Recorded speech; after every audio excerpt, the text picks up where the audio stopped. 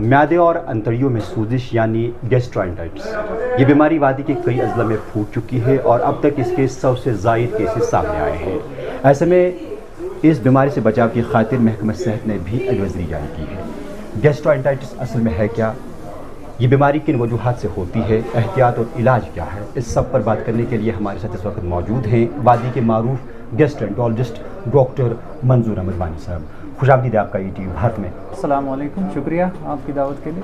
Doctor صاحب، سب سے پہلے یہی جاننا چاہوں گا کہ گیسٹرائنٹائٹس جو بیماری پھوٹ پڑی ہے، یہ بیماری اصل میں ہے کیا؟ دیکھیے، گیسٹرو اس کا مطلب ہوتا ہے معدہ، اور انٹرائٹس اس کا مطلب ہوتا ہے انتڑیاں۔ تو آئٹس بولتے ہیں جب اس میں ورم چڑھتا ہے، سوجن چڑھتی ہے۔ تو یہ ورم جب چڑھتا ہے دونوں چیزوں کو ایک ساتھ، اس کو ہم گیسٹرو انٹرائٹس کہتے ہیں۔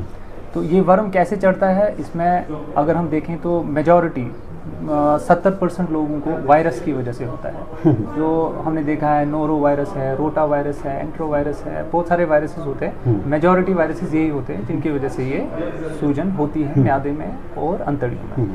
اس کے علاوہ بہت سارے بیکٹیریا ہوتے ہیں، جیسے آپ نے سنا ہوگا ٹائیفائڈ کی وجہ سے ہوتا ہے، کالرا کی وجہ سے ہوتا ہے، لیکن کیمپائلوبیکٹر، ایکولائی، تو بہت سارے بیکٹیریا جو ہے وہ یہ گیسٹرنٹرائٹس کرا سکتے ہیں۔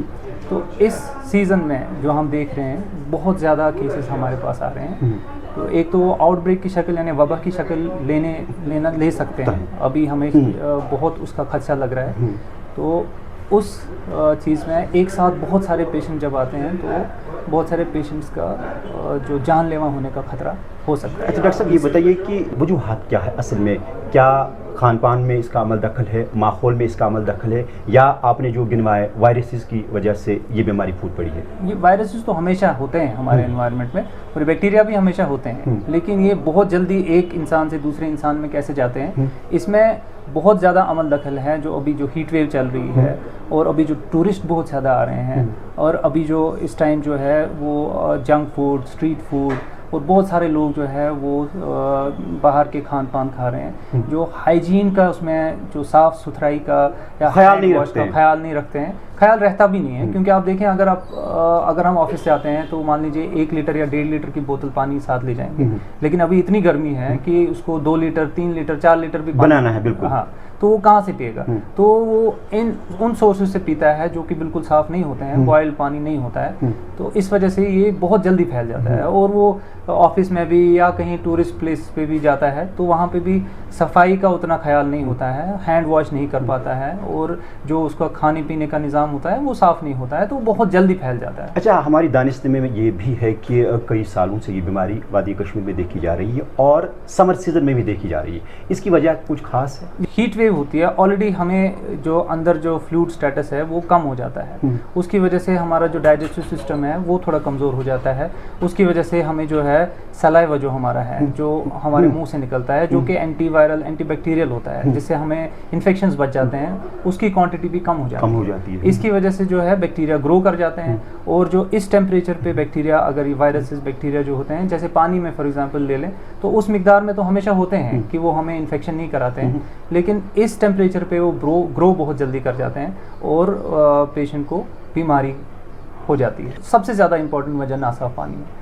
آپ دیکھیں گے کہ ہر جگہ جیسے بھی آپ دیکھیں گے نا، ناصاف پانی ہی سب سے زیادہ امپورٹنٹ وجہ ہے۔ اچھا، اس بیماری کے پھوٹ پڑنے کی؟ بالکل، کیونکہ پانی تو ہر کوئی پیتا ہے، وہ جو جنک فوڈ یا فاسٹ فوڈ یا جو اسٹریٹ فوڈ ہے وہ تو کم لوگ کھاتے ہیں، لیکن پانی تو ہر کسی کو پینا ہے، اور اس سیزن میں تو زیادہ پینا ہے۔ تو اس وجہ سے زیادہ پرابلم جو ناصاف پانی ہے، جو ان بوائل واٹر ہے، جو لوگ جو ہے ونٹر سیزن میں آرام سے پی لیتے ہیں، نلکے کا پانی بھی پی لیتے ہیں یا ایسے اسٹریمز کا پانی بھی پی لیتے ہیں، ان کو کچھ نہیں ہوتا۔ تو اہم وجہ ہے کہ گندا پانی پینا۔ بالکل، اس ٹائم تو بہت زیادہ ضروری ہے لوگوں کو سمجھنا کہ آپ کو بوائل پانی پینا ہے، اور اگر آپ بوائل پانی نہیں پی سکتے ہیں جیسے آفس میں ہے یا کہیں اور ہے تو آپ کو منرل واٹر بوتل پینی ہے۔ اچھا، کیا یہ بیماری کمیونیکیبل ہے؟ تبھی تو یہ وبا کی صورت لے جاتی ہے، تو کیونکہ یہ کمیونیکیبل ہے، یہ ایک دوسرے سے دوسرے کو پھیلتی ہے، کیونکہ جس کو فار ایگزامپل انفیکشن ہے جیسے وائرس ہے تو وائرس تو آرام سے دوسرے کو پھیل جائے گا، کیونکہ یہ فیکو اورل روٹ آف ٹرانسمیشن ہے، مطلب جو ہم کھاتے ہیں اور جو ہمارے پیشاب کے ساتھ نکلتا ہے تو ہمارے ہاتھ بھی انفیکٹ ہوتے ہیں، ہمارا کھانا پینا بھی اس وجہ سے انفیکٹ ہوتا ہے۔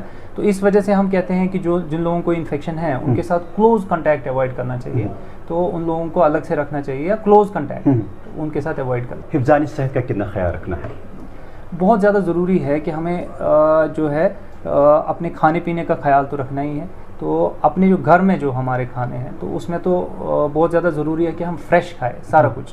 جیسے اس ٹائم ہم جیسے آپ دیکھیں ہم زیادہ سیلڈ کھاتے ہیں تو سیلڈ میں جو اوپر کا چھلکا ہوتا ہے اس میں جو ہے بہت زیادہ وائرسز اور بیکٹیریا ہوتے ہیں. تو چھلکا اٹھا کے صاف صفائی کر کے وہ کھائیں تو وہ آپ کو بہت زیادہ فائدہ دے گا. ایمرجنسی ہو, او پی ڈی ہو, بہت زیادہ پیشنٹ آتے ہیں. ہر کوئی پیشنٹ صرف یہی کمپلین کرتا ہے کہ ہمیں الٹیاں آ رہی ہے, لوز موشن ہو رہی ہے, پیٹ میں درد ہو رہا ہے, فیور ہو رہا ہے. تو آلموسٹ مجھے خیال سے 50% لوگ تو اسی سے متاثر ہے. اور ایمرجنسی میں بھی بہت زیادہ پیشنٹ آتے ہیں. ہمارے کالز, فونز, واٹس ایپس سب بھرے پڑے ہیں, سب کو یہی چیزیں. اچھا, یہ جو احتیاط کی جب ہم بات کرتے ہیں اس کے بعد ہم علاج کی بھی بات کریں گے. احتیاط کیا برتنا ہے؟ کیا کھانے پینے میں توجہ مرکوز کرنی ہے, ذہنی صحت پر خاص توجہ کرنی ہے, پانی بوائل پینا ہے, یا ایک دوسرے سے زیادہ ملنا جلنا بھی نہیں ہے؟ جی, یہ جو میں نے بولا جو وجہ ہے, جو آپ نے سمجھی وجہ کیا ہے, اسی وجہ کو ہمیں سمجھنا ہے اور اسی حساب سے ہمیں احتیاط برتنا ہے. جیسے سب سے امپورٹنٹ ہم نے بولا پانی سے, تو بوائل پانی پینا ہے. بوائل پانی اویلیبل نہیں ہے تو بوٹل پانی پینا ہے, منرل واٹر پینا ہے. اور اسی طریقے سے آپ کو جو کھانا پینا ہے وہ فریش کھانا ہے. ابھی جو سیلڈ ہے اور فروٹس ہے یا را ویجیٹیبلس ہیں ان کو اوائڈ کرنا ہے, ٹھیک ہے. اور جو اسٹریٹ فوڈس ہے جو آپ روٹینلی کھاتے ہیں تو وہ ساری چیزیں اوائڈ کرنی ہے. باہر کی چیزیں تو بالکل ہی اوائڈ کرنی ہے. اچھا ڈاکٹر صاحب, یہ بتائیے کہ کیا یہ بیماری ہر عمر کے اشخاص کو متاثر کر سکتی ہے؟ بہت ضروری سوال ہے, یہ بہت امپورٹنٹ سوال ہے. کیونکہ یہ جو بیماری جیسے میں نے بولا وائرس سے زیادہ ہوتا ہے, تو وائرس تو سیلف لمیٹنگ ہوتا ہے, وہ خود سے ٹھیک ہو جاتا ہے. لیکن جس کی امیونٹی اچھی ہو, جو کہ ہم سمجھتے ہیں کہ سارے ایڈلٹس کی امیونٹی اچھی ہے, لیکن ان میں سے کچھ طبقہ جیسے بچے ہیں تو ان کی امیونٹی اور فلوئڈ پہلے سے ان کا جو اندر میں باڈی میں فلوئڈ ہے وہ کم ہوتا ہے. اور جیسے ہی گیسٹرنٹرائٹس ان کو ایک دم سے فلوئڈ کم ہو جاتا ہے, ان کو بہت زیادہ خطرہ ہوتا ہے, امیون سسٹم بھی مضبوط نہیں ہوتا ہے, تو ان کو بہت زیادہ خطرہ ہوتا ہے کہ ان کو یہ بیماری جان لیوا بن سکتی ہے. ایسے اشخاص جو عمر رسیدہ ہے اور جن کو آلریڈی بہت ساری بیماریاں ہیں, جیسے ڈائبٹیز ہے, کسی کو کڈنی کی بیماری ہے, کسی کو لیور کی بیماری ہے, کسی کو چھاتی کی بیماری ہے, تو ان میں بھی امیونٹی بہت کم ہوتی ہے, یا کینسر کی بیماریاں ہیں. تو وہ لوگ یہ چھوٹا سا وائرس بھی برداشت نہیں کر پاتے ہیں. اس کی وجہ سے ان کو بہت زیادہ ڈی ہائیڈریشن ہوتی ہے, سیپسس ہو جاتا ہے. سیپسس مطلب یہ وائرس, یہ انفیکشن جو ہے پوری باڈی میں پھیل جاتا ہے, ان کا بی پی ڈاؤن ہو جاتا ہے اور یہ جان لیوا بن سکتا ہے. بہت آسان علاج ہے. جیسے آپ دیکھیں گے کہ ایک تو سب سے پہلے پیشنٹ کو یا جو بھی اس سے متاثر ہے اس کو دیکھنا چاہیے کہ اپنا بلڈ پریشر اور اپنا جو پلس ریٹ ہے وہ نارمل ہے کہ نہیں ہے, سب سے زیادہ ضروری. ٹھیک ہے, اگر اس کا بلڈ پریشر اور اس کا جو پلس ہے وہ نارمل ہے, یعنی نبض جو ہے وہ نارمل ہے, وہ دیکھ سکتے ہیں آج کل سب کے پاس پلس آکسی میٹر ہے, خود بھی دیکھ سکتے ہیں. اگر بلڈ پریشر نارمل ہے, اس کو چکر نہیں آ رہا ہے, اس کو بخار نہیں ہے, اس کو سر میں درد نہیں ہے, تو یہ ایسے پیشنٹ بالکل گھر میں ٹھیک ہو سکتے ہیں. کچھ نہیں کرنا ہے, سمپل پانی جو ہے وہ زیادہ پینا ہے, ORS پینا ہے, لسی, نیمبو پانی, یہ ساری جو ہے وہ ساری چیزیں پینی ہے. تو جیسے فار ایگزامپل وہ دن میں 10 بار جیسے وہ واش روم گئے تو 10 بار اس کو 10 گلاس جو ہے ORS پینا ہے, تو وہ جو ہے یہ بیماری جو ہے 1 یا 2 دن میں 3 دن میں ٹھیک ہو جائے گی, جو امیون کمپلیٹڈ ہے, یعنی جن کی امیونٹی بالکل ٹھیک ہے. ٹھیک ہے, لیکن جو لوگ الٹیاں کر رہے ہیں, پہلے سے الٹیاں کر رہے ہیں, تو ان کو ہم فلوئڈ کیسے دیں گے؟ بالکل ٹھیک ہے, یا کسی کو بخار ہے, یا کسی کا بی پی کم ہے, یا کسی کو سر میں درد ہے, یا کوئی بات ٹھیک سے نہیں کر رہا ہے, تو ان پیشنٹس کو بہت جلد جو ہے ہمیں ایمرجنسی میں پہنچانا ہے. بہت آسان علاج ہے, ان کو جسٹ فلوئڈ لگائیں گے, ان کو جسٹ جو ہے ہم آئی وی فلوئڈ لگائیں گے, وہ بہت جلدی ٹھیک ہو جائیں گے. اور کسی پیشنٹ کو ہمیں اینٹی بائیوٹکس کی ضرورت پڑتی ہے جو بہت ریڈیلی اویلیبل ہے. کس صورت میں یہ بیماری وبائی بیماری کی شکل اختیار کر سکتی ہے؟ وبائی بیماری مطلب جیسے فار ایگزامپل کسی کو یہی گیسٹرنٹرائٹس جو ہے, جیسے کالرا ہے, وبریو کالری ایک بیکٹیریا ہوتا ہے جو بہت جلدی پھیلتا ہے, ایک دوسرے سے دوسرے انسانوں کو پھیلتا ہے, اور ایک ساتھ بہت سارے پیشنٹس آ جاتے ہیں, تو اسی کو ہم وبا بولتے ہیں. ایک ساتھ جب بہت سارے آتے ہیں, ایسے تو ان کو مینیج کرنا آسان ہے, لیکن اگر ایک ساتھ ہماری کیجویلٹی میں جیسے یہاں پہ 10 لوگوں کی کیپیسٹی ہے, ایک ساتھ 100 لوگ آ گئے, تو ہم کیسے اس کو مینیج کریں گے؟ تو باقی 90 لوگوں کو جو ہے ان لوگوں کو بر وقت علاج نہیں ملے گا, یہ فلوئڈ ہی نہیں ملے گا تو مر سکتے ہیں. تو دیٹ از وائی ہم لوگوں کو اپنے گھر میں ابھی سے اس چیز کا دھیان رکھنا ہے کہ ہم ان چیزوں کا خیال رکھیں اور اپنے آپ کو ہائیڈریٹ کریں اور یہ ان پریکاشنز کا خیال رکھیں. جن کا ایمیون سسٹم ٹھیک ہے تو کسی حد تک وہ اس بیماری سے بچ سکتے ہیں, لیکن جن بچوں یا بزرگوں کا ایمیون سسٹم کمزور ہے کتنا خاص دھیان رکھنا چاہیے انہیں؟ انہیں کو سب سے زیادہ خاص خیال رکھنا ہے. उन्हीं को जो है ख़ास तौर से पानी, जैसे बच्चे तो देखते नहीं हैं, वो तो हर किसी चीज़ को हाथ लगा सकते हैं। जैसे अभी स्कूल जा रहे हैं तो वहाँ प्यास लग गई तो क्या करेंगे, वहाँ बॉइल्ड वाटर तो उनके पास वही जो 1 लीटर या ज़्यादा से ज़्यादा 1 लीटर की बोतल साथ में होती है, तो बहुत मुश्किल है उनके लिए। उनको ख़ास ख्याल रखना है, पेरेंट्स को ख़ास ख्याल रखना है कि उनको पानी जो है पूरा बॉइल्ड वाटर उनको साथ में देना है। और जो स्कूल्स में हैं, स्कूल्स में भी उनको जो अगर बॉइल्ड वाटर अवेलेबल नहीं है तो मिनरल वाटर अवेलेबल रखना है या आर ओ अवेलेबल रखना है, वो बहुत ज़्यादा ज़रूरी है। और ऐसे ही जो हमारे इम्यून कम्प्रोमाइज्ड पेशेंट्स हैं तो घर में भी वो उनको बॉइल्ड वाटर ही देना है। तो इसका मतलब है कि खान पान और पानी पर ख़ास ध्यान रखा जाना चाहिए। ये अब चूँकि अगर किसी को होता है, थोड़ा सा सिम्टम ज़ाहिर होता है, तो बर वक्त घर में क्या इलाज कर सकते हैं ताकि बेहतर तौर उसको फिर अस्पताल ले जाया जा सके? हाँ, जैसे मैंने बोला, अगर किसी को सिर्फ लूज़ मोशन हो रही है, पेट में दर्द हो रहा है, तो वो आराम से अपने घर में इसको ट्रीट कर सकते हैं। जितनी बार भी लूज़ मोशन हो, ORS 1 गिलास पिए, ठीक है, तो जितनी बार भी लूज़ मोशन हो 2-3 दिन में ये ठीक हो जाएगा। लेकिन अगर उसको उल्टियाँ हो रही है तो हॉस्पिटल जाना पड़ेगा, डॉक्टर को, स्पेशलिस्ट को मिलना पड़ेगा। अगर उसको पेन हो रही है ज़्यादा, बहुत ज़्यादा जो कंट्रोल नहीं हो रही है, तो डॉक्टर के पास जाना पड़ेगा, थोड़ी सी दवाई खानी पड़ेगी। लेकिन मेजॉरिटी पेशेंट जो इम्यून कॉम्पिटेंट है, जिनकी इम्यूनिटी अच्छी है, तो बिल्कुल आराम से ORS से ही ठीक हो सकते हैं, जो कि रिसर्च से ऑलरेडी प्रूवन है कि सबसे ज़्यादा डेथ्स भी प्रिवेंट हुई है ORS से। अच्छा। और सबसे ज़्यादा डेथ्स जो है 90% डेथ्स जो है वो सिर्फ ORS से प्रिवेंट हो गई है, बच गए हैं लोग सिर्फ ORS पीने से।